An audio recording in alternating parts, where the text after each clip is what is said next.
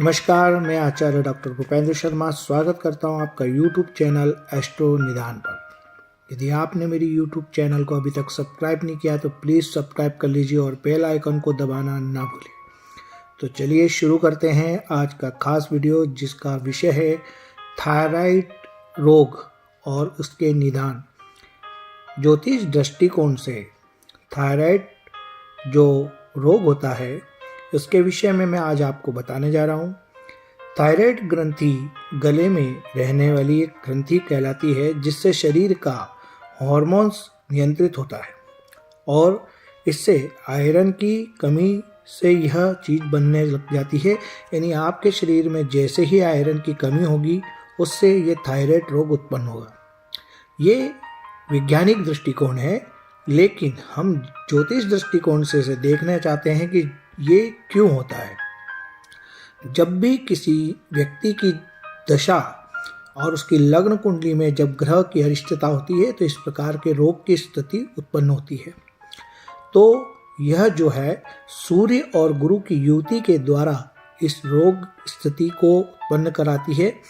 जब भी कुंडली में सूर्य और बृहस्पति की युति बनेगी तब ये रोग की स्थिति उनकी कुंडली के अनुसार उनके जीवन में होगी। और अगर कभी सूर्य और गुरु की युति हो जाए और उस पर मंगल, शनि और राहु की दृष्टि पड़ जाए तब यह रोग में और वृद्धि होती है।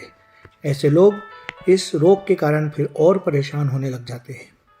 लग्न को हमारी काया, चेहरे का और द्वितीय भाव से संबंध अगर उसका हो जाए या द्वितीय भाव को देखा जाए तो हमारे गले का भाव भी देखा जाता है। प्रथम और द्वितीय भाव से गला और चेहरा का भाव देखा जाता है। इस स्थान पर यदि दो पापी ग्रह, यानी इस स्थान के दो पापी ग्रह पर अगर दृष्टि पड़ जाए इन दोनों स्थानों पर, तो एक साथ दो पापी ग्रह की दृष्टि के कारण यह रोग और वृद्धि में आता है।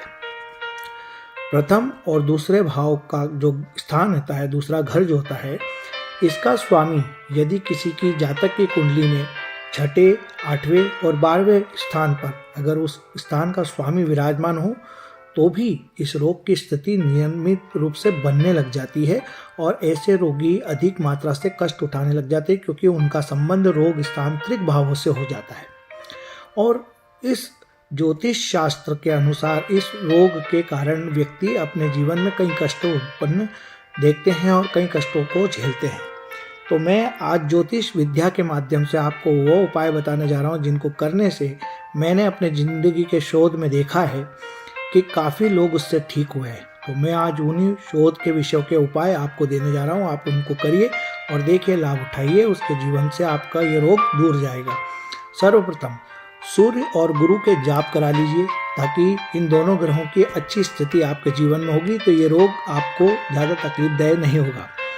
दूसरा, बहते जल में गुड़ डालना और बंदरों को गुड़ खिलाने से यह समस्या का निदान होता है और यह रोग से व्यक्ति को मुक्ति मिलती है और यह थायराइड फिर नियंत्रित रहता है।